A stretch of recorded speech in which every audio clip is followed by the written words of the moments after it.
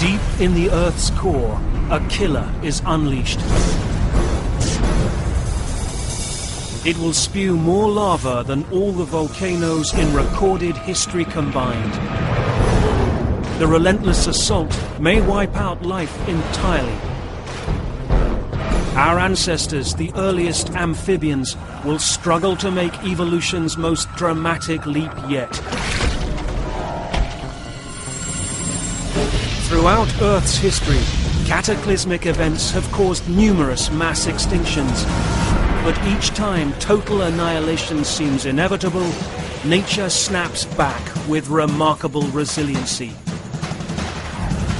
These mass extinctions are a brutal part of our past, and could be a part of our future. Who will live and who will die? The answers may surprise you. Now, experience one of the worst catastrophes our planet has ever suffered. Hell on Earth, on Animal Armageddon.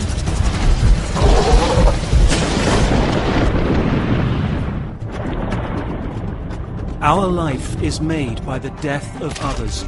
Leonardo da Vinci, 16th century AD. Our planet, 377 million years ago.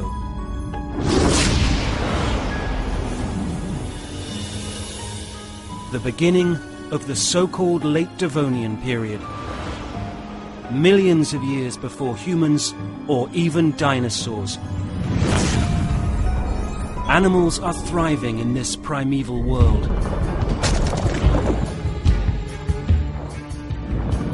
At least for now.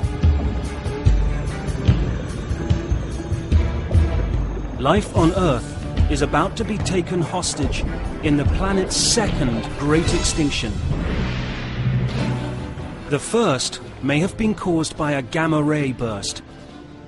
Scientists believe this killer attacked from far, far beneath our feet.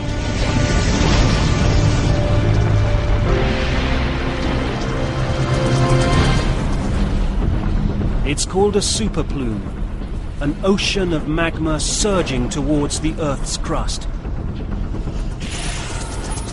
It contains 2 million cubic miles of searing liquid rock, enough to throw the entire planet into a death spiral.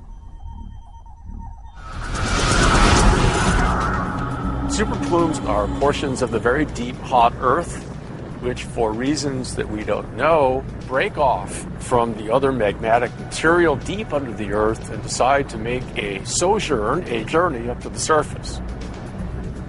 Think of this over 20 million years. This is an old Earth lava lamp, and one of these blobs just makes it to the surface, breaks out, and then literally all hell breaks loose.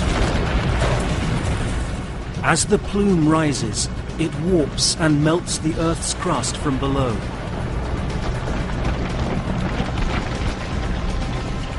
It is only a matter of time before Armageddon is unleashed.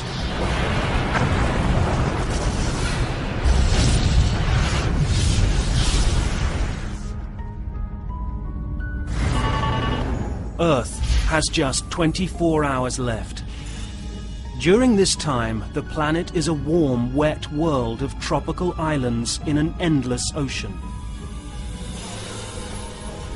South America, Africa and Antarctica form one supercontinent over the South Pole. The other continents are splintered into a collection of islands near the equator.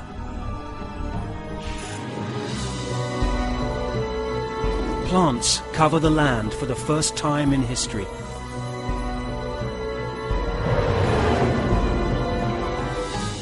It would have looked much different than modern forests today. Walking through the Devonian forests, it probably would have been pretty warm, humid, muggy conditions. You would see a lot of large seed fern trees that were present. You wouldn't see any trees that had flowers. So the flowering plants, flowering trees and bushes were not around in the Devonian. Walk through these forests, and the only creatures you'd find would be tiny insects.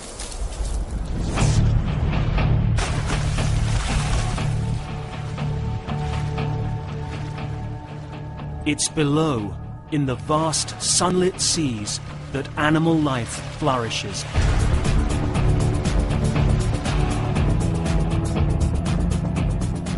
The extent of coral reefs back in the Devonian was about on the order of 1 million square kilometers, compared with today, which is about 10 times less.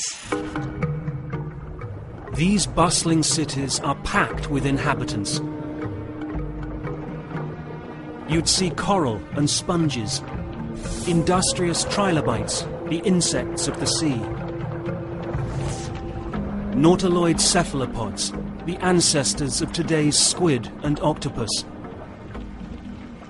The reefs were enormous in size, rich, diverse, colorful. You see hundreds of types of corals, other creatures like corals, sponges, stalked echinoderms called sea lilies or crinoids.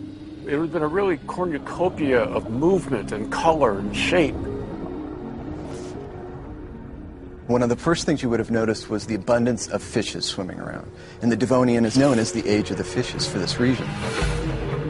Today, fish are one of the most primitive life forms on Earth. In this time, they are the most advanced. They come in astonishing varieties, from a few inches long to the size of a city bus.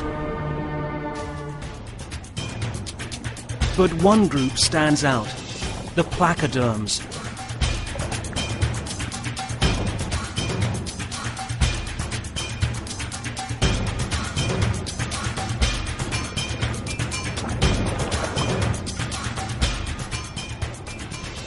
The term placoderm means plate skin. So placo means plate, derm, just like our dermis, refers to skin. So they have a series of these bony plates that cover their head, on through back, over their shoulder.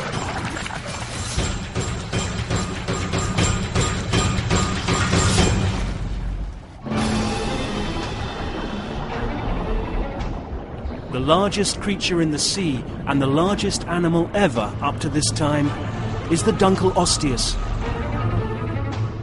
The biggest creature I've ever been in the water with is a killer whale, and yet a killer whale would have been dwarfed by this enormous Dunkelosteius. This 33-foot-long, 20,000-ton sea monster is as fierce as it looks.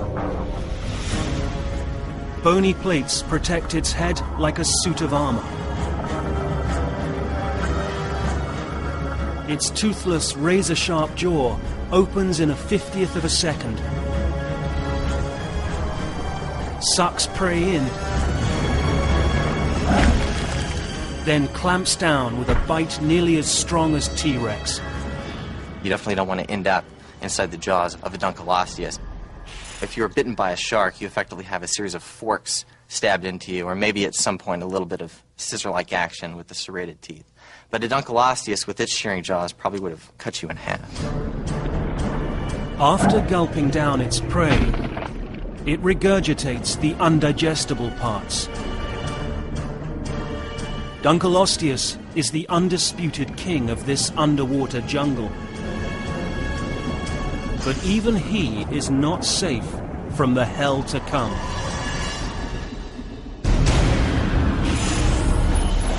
In what is now Siberia, the superplume is about to break through the seafloor.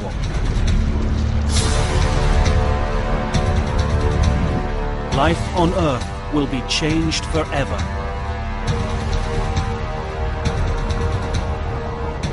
The sea rumbles.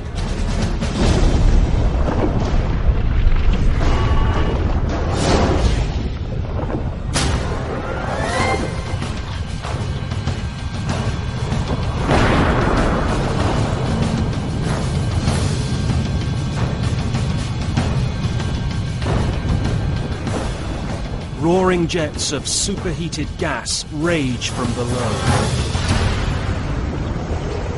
All around the eruptive areas, we have plumes of hot water at high velocity. There's so much heat and there's so much water in the rock itself that this water boils. In fact, it goes hotter than boiling water. For millions of animals, death is inescapable. Even the mighty Dunkleosteus is helpless.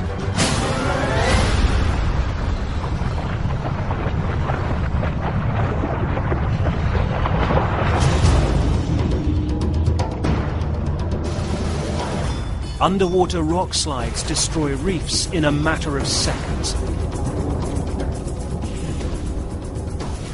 Magma spews from deep fissures. The eruption strikes an area as large as the island of Manhattan with the force of 1,000 nuclear bombs.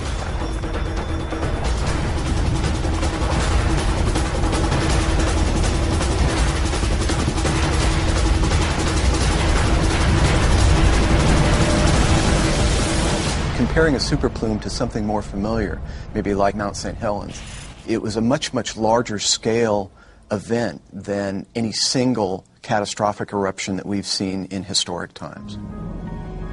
Fallen armies of fish rot in the tropical heat. They are the first casualties in what will be an epic battle for survival. A war waged between the superplume and Earth itself, with animal life caught in the crossfire. Armageddon has arrived. Earth will never be the same.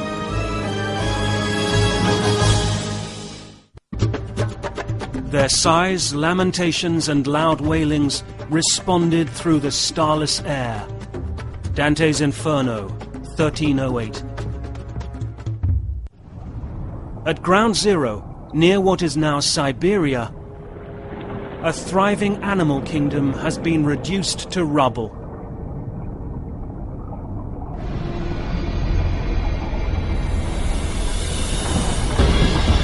And this is just the beginning. The enemy is expanding its hold into a ring of fire thousands of miles in diameter. Not only did we have some volcanic eruptions with lava flows, we also had greater rates of plate tectonic activity. So a lot more seafloor spreading was going on, formation of new oceanic crust with submarine volcanism occurring. But the Earth's crust isn't the only casualty.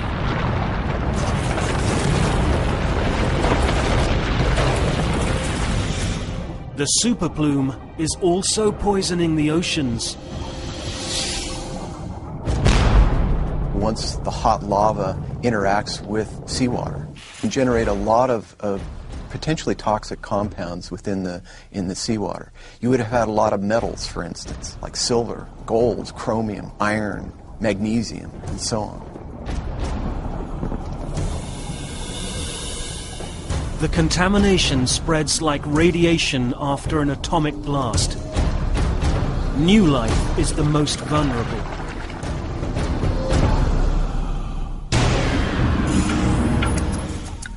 In southern Italy, it is the spawning season for Eusthenopteron. Like modern-day salmon, thousands journey here every year to breed.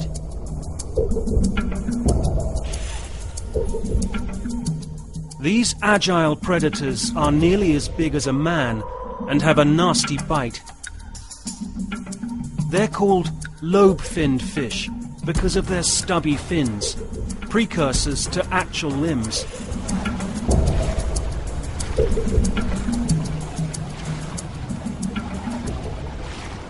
The lobe-finned fishes of the time during the Devonian had limbs much more like our limbs in terms of being robust. During spawning season, all the Eusthenopterons from miles around gather. They have no clue disaster has struck. The only thing on their minds is finding an attractive mate. Females release eggs, and males fertilize them. But in these toxic seas, larvae quickly die.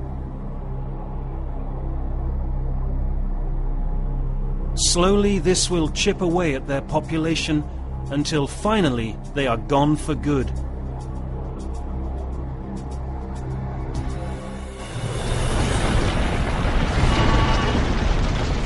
It is now 8,000 years since the war began, the blink of an eye in the timescale of a mass extinction.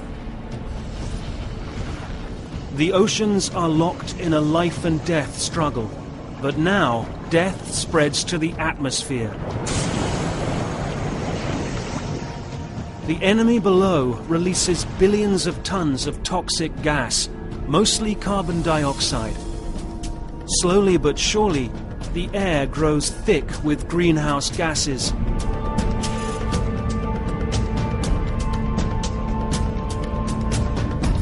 Temperatures spike, ocean currents grind to a halt.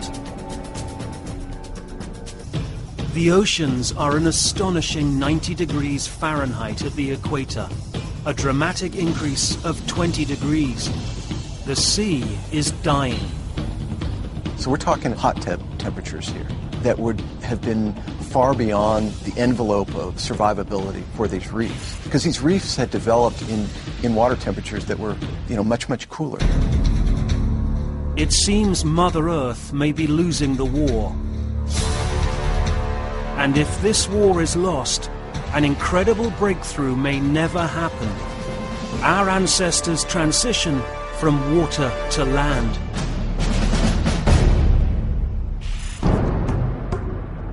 These creatures, including a remarkable fish called Tiktaalik, are starting to sense the change in their world.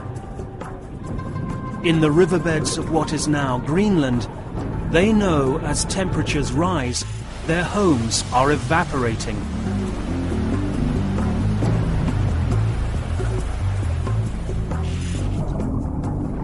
But they have a defense. A revolutionary adaptation that may help them survive the apocalypse. Sensing the danger, this family sets out on a long journey.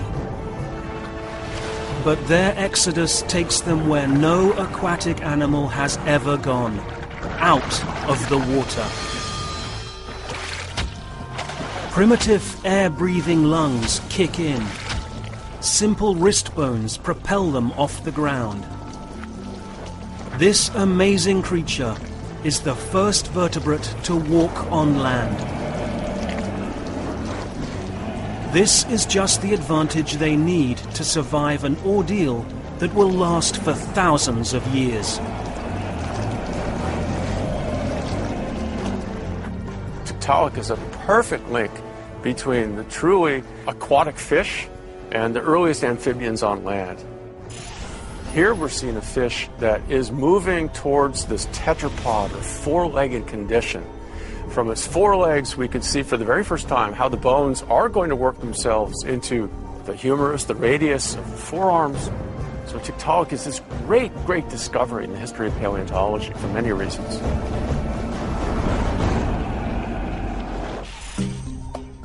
Tiktaalik has many never-before-seen traits, key for living on land. A flattened head with eyes on top, a movable neck, and strong but flexible appendages. One of the cool things about Tiktaalik is that it also has a series of bony bars in this throat region that in modern fishes support a series of gill filaments for gill-based respiration. So quite literally like modern lungfish, as well as sturgeon and salmon and a variety of other living forms, Tiktaalik was quite literally a double breather. It could breathe using both gills as well as lungs. But in the grip of mass extinction, Tiktaalik's survival isn't a sure thing. Runaway global warming will force them to wander, always searching for a stable home to feed, reproduce, and raise their young. It certainly would have been a great advantage for any Devonian fish to be able to move from one nasty pond to perhaps a bigger, less nasty pond. True insects were on the land, lots of scorpions, centipedes, millipedes, lots of bugs. And if you're a fish and you're trying to make it from one pond to another and it's just on the way, oh my gosh, fish food. And you munch up a couple of these guys, all to the better. So getting out would have been protection. Getting out would have been getting you to maybe a new place to reproduce. But getting out would have given you a new food source. Tiktaalik may have found some traction in this changing world. but it's still just one breath away from extinction.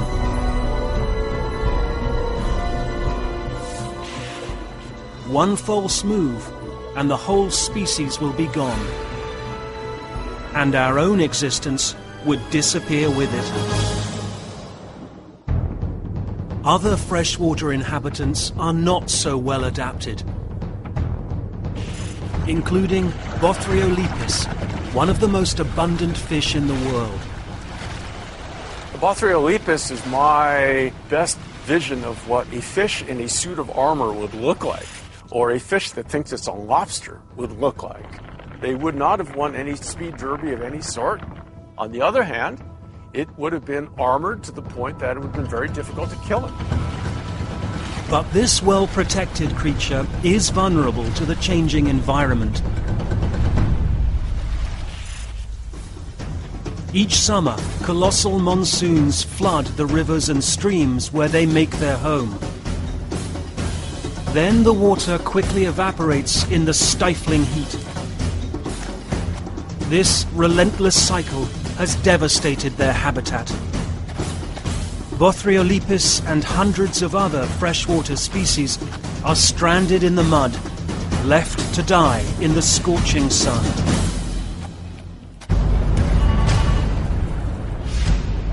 "100,000 years after the superplume first assailed the Earth's crust, the merciless attack marches forward.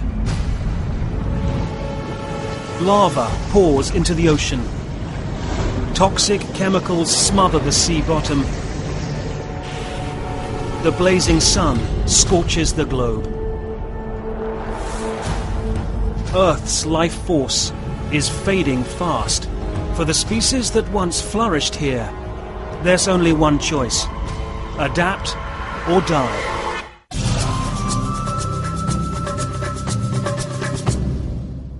How do we know so much about Tiktaalik?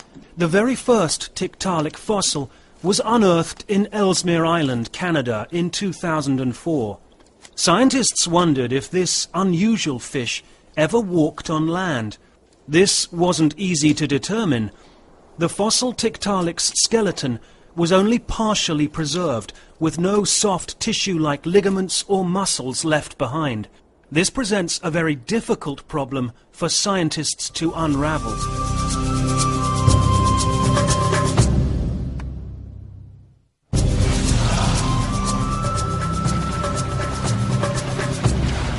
How do scientists know Tiktaalik, the missing link between fish and amphibians, actually walked on land? The answer is hidden in the animal's bones. Tiktaalik's wrist bone attached to the elbow in a unique way, enabling this fish to do a push-up. Because there are flexion points, say the wrist versus the elbow regions, this really represents one of the first elbow and wrist-like regions in an animal in history. Though there is still plenty of debate, many scientists believe this feature helped Tiktaalik lift off the ground and amble around. Tiktaalik's descendants built on this amazing feature, and within 15 million years they lived on land permanently.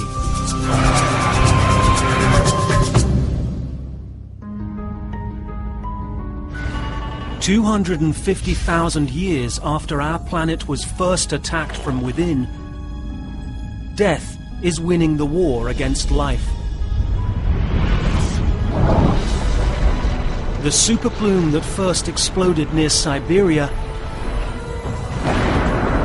still spawns hellish volcanic eruptions. And just when it seems it can't get any worse, a surprising new killer joins the fray: plant life. They had all the elements that they needed. An open landscape to occupy. They had water. They had plenty of carbon dioxide and sunlight. Vegetation grows unchecked. Thousands of years of fallen leaves decay on the forest floor, the first layer of topsoil in Earth's history.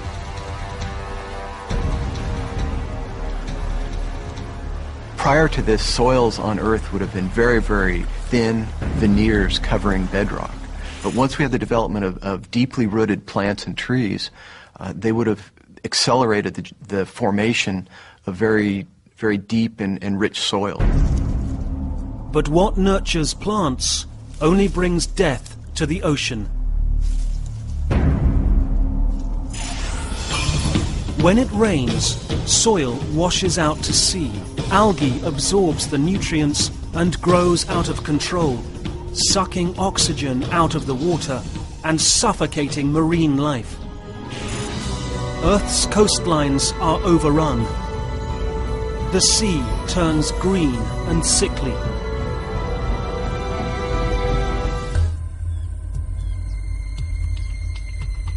Direct evidence of these horrible conditions is preserved in rock beds from the Devonian period.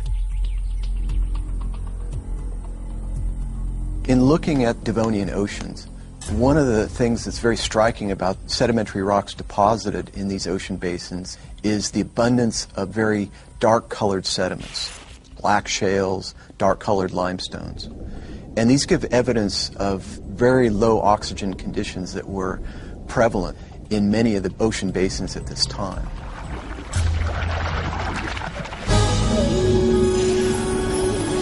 Just north of the equator, in what is now Morocco, the bottom waters have become a lonely graveyard. Bacterial slime is all that's left of this reef. For the few survivors, starvation is rampant. Once there were hundreds of Dunkleosteus here. Now, only a handful are left.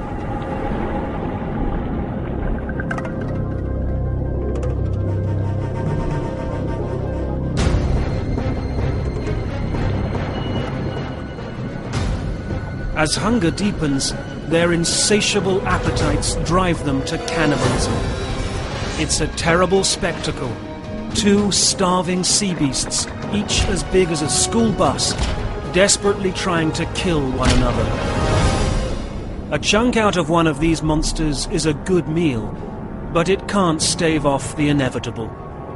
The king of the Devonian seas, the T-Rex of its time, is doomed. It is now 300,000 years into the extinction, and Earth inches closer to becoming a dead planet. The polluted oceans have claimed millions of species.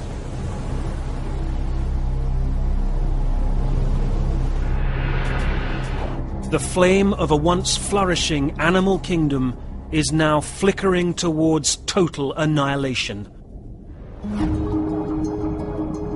But a few resilient creatures are finding amazing ways to survive. In what is now Australia, an animal called Matapices weathers the storm. Although these fish are small enough to hold in your hand, they can crush a clamshell with their powerful tooth plates. But it's not their eating habits that make them so special. Matapices, which means mother fish, is the first animal known to give birth to live young. In 2005, a fossil Matapices was unearthed in Australia with the skeleton of another tiny fish in its abdomen. Scientists realized this had to be its offspring. There are fossilized embryos of babies inside of this specimen that are not concentrated down low where, say, the stomach would have otherwise been, but are actually much, much more anterior or toward the front of the animal. It's a critical adaptation. By protecting young inside their bodies, female Matapices help their children survive into adulthood. Maternal instinct born out of Armageddon. But will it be enough?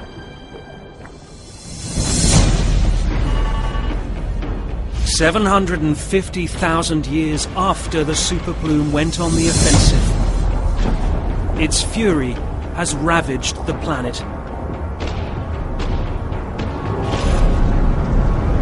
But now it has a new tactic. To this point, eruptions had been confined to the sea. Now, it will attack by land.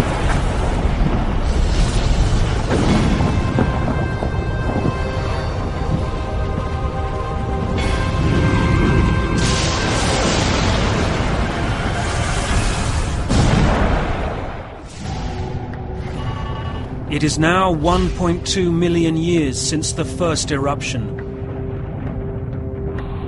If you were standing in what is now Western China, you'd hear the ground rumble. The air turns foul and sulphurous. Then, chaos.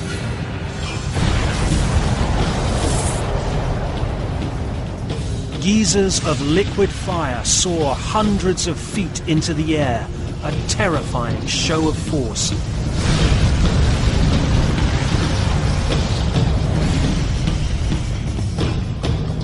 Ash fills the sky in a suffocating death cloud. The planet is turning itself inside out. This is hell on Earth. The best way to describe the explosive power of a super eruption is to compare it to something in more recent times, such as a Mount St. Helens eruption. Any supervolcano eruption would be hundreds, if not thousands of times bigger than a Mount St. Helens eruption.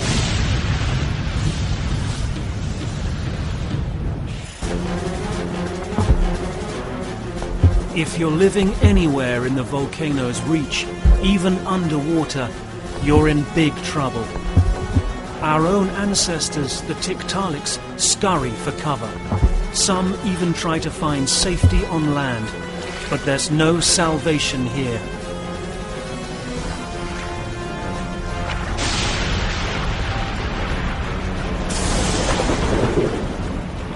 Ash columns can be perhaps 40, 50 kilometers high, penetrating well into the stratosphere. Associated with these ash columns are pyroclastic flows, fluidized mass of material. They're 700 to 800 degrees Celsius at speeds of 100 or 200 miles per hour. This, of course, is going to annihilate anything in the immediate vicinity.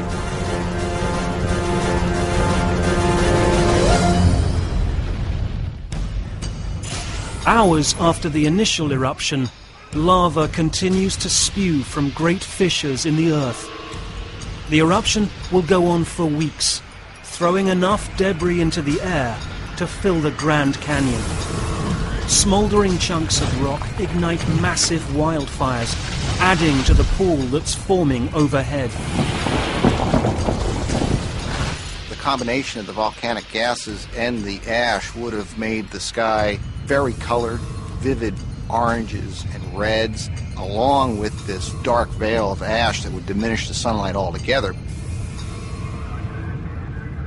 You'd feel the effects no matter where you stood on the planet.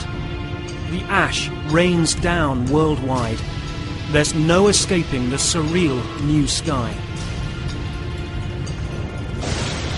In an order of weeks to months, most of the ash will fall out of the atmosphere. However, gases that penetrate into the Earth's stratosphere can stay there for years. For hundreds of thousands of years, Earth has been a global greenhouse, trapping solar energy and heating the surface. But now, the volcanic gases deflect the sun's rays. Hell is about to freeze over.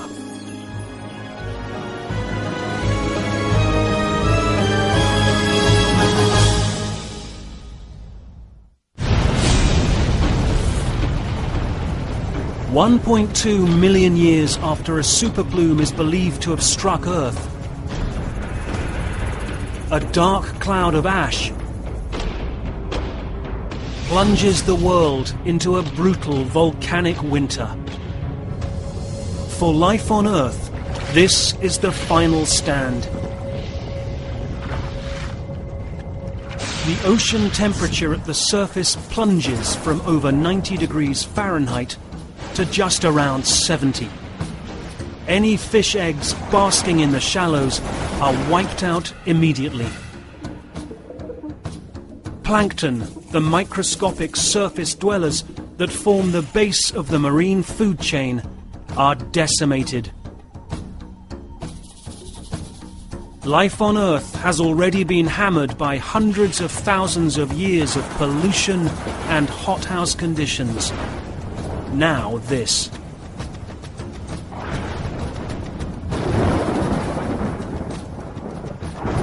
If we had very, very intense eruptions, it would have had the potential to drive a volcanic or a nuclear winter scenario.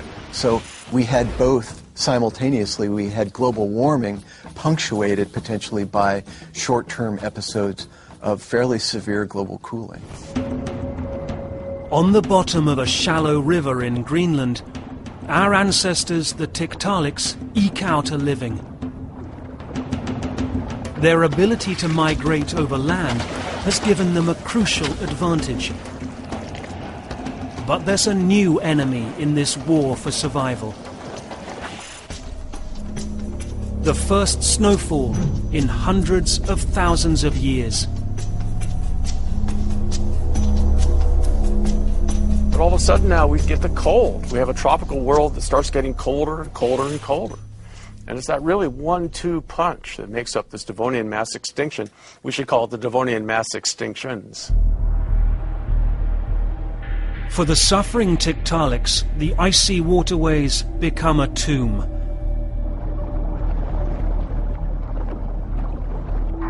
Their population slowly dwindles until, in the end, there's but one left. And then this pivotal species is gone forever.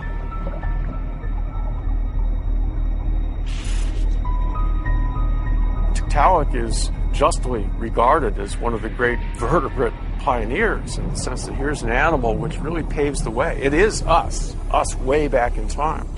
But Tiktaalik doesn't survive very long in this type of world. The reason Tiktaalik is justly lauded, it gives rise to other species which do better. Tiktaalik is but a stepping stone, a short-lived stepping stone.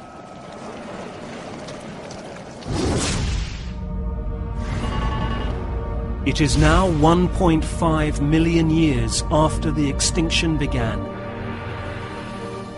The volcanic winter lifts, and finally, the superplume burns out. But the world will never be the same. At least 70% of all species have perished.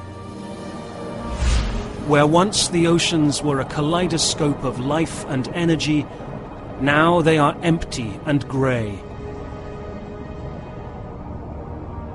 It is easy for us to think mass extinction only affects large animals, but in reality, those that suffer the most are usually small.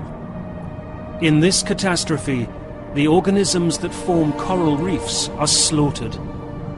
They used to be the foundation for bustling cities.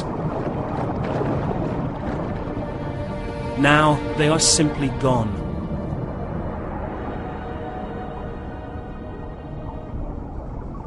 You go from a situation where at its maximum extent, reefs were exposed over the course of about 5 million square kilometers. And those are reduced down to about 1,000 square kilometers at its maximum extent. So it's a huge depletion of reef communities. Along with the reefs, jawless fish, the most primitive of all, are extinct. Armored fish like Dunkleosteus and Metapisces will soon disappear. For millions of years, the extinction's beleaguered survivors struggle just to get by in this inhospitable world. Earth is perilously close to becoming a lifeless planet.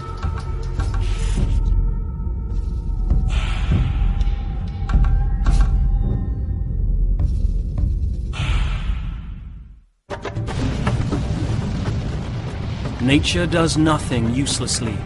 Aristotle, 4th century BC. The mass extinction has left Mother Earth weak ravaged and nearly lifeless. Were we to find ourselves in this alien world, we would barely detect any trace of life. Now begins a long and difficult recovery.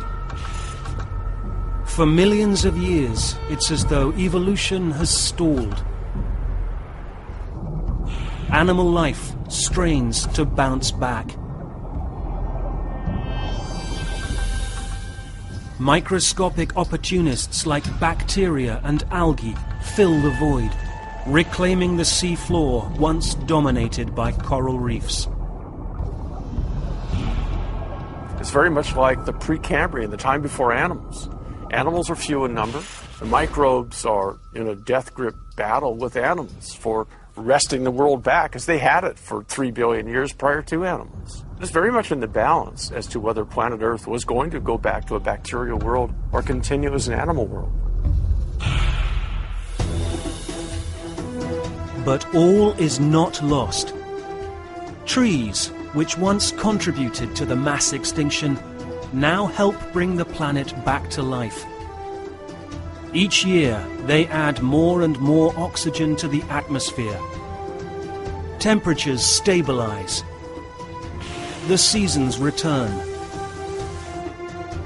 And once again, life diversifies.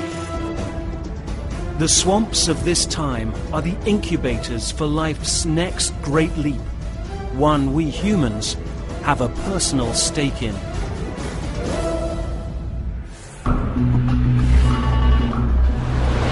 It is now 10 million years after the superplume strike.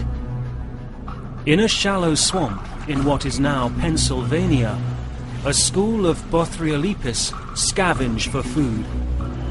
This strange fish is one of the lucky few to survive.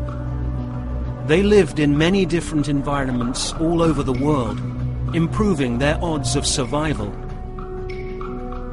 But little do they know, an agile predator has them in his sights. It almost looks like Tiktaalik, but Tiktaalik is long extinct. In fact, this is one of Tiktaalik's descendants, a critical link to the evolution of humankind, the 5-foot-long Ichthyostega. Ichthyostega is very interesting in the sense that this animal represents one of the first documented cases in the fossil record where we have a vertebrate with recognizable digits in its limbs. The hand of Ichthyostega is not known, but the hind limbs are very well known. And interestingly, there's not 5 digits, but there are 7. Its ancestor Tiktaalik used both gills and lungs for respiration. Ichthyostega only uses lungs. A sturdier ribcage supports his body when out of water, relieving pressure on the lungs. That means Ichthyostega can draw much deeper breaths than Tiktaalik. Like a modern-day whale or dolphin, it gulps air at the surface before launching its attack. If you think about it, in a very tangled swamp where you have a lot of vegetation material down and sticks, legs are really useful. You can pull yourself through branches and dead leaves and material. They're very useful for underwater appendages. But Ichthyostega is as comfortable out of water as he is in it. But Ichthyostega certainly could get out. Whether it could lift itself off its belly, there's a big debate about this. How strong were these shoulder girdles? How strong were the forelegs? But it is the ancestor that does give rise to animals that could hold themselves up, these first true amphibians. From the ashes of one of Earth's most horrific disasters, life has made an extraordinary comeback and reached a new evolutionary milestone. The Earth's core continues to burn. At any moment, another superbloom could assault our world. And if it does, Armageddon will return.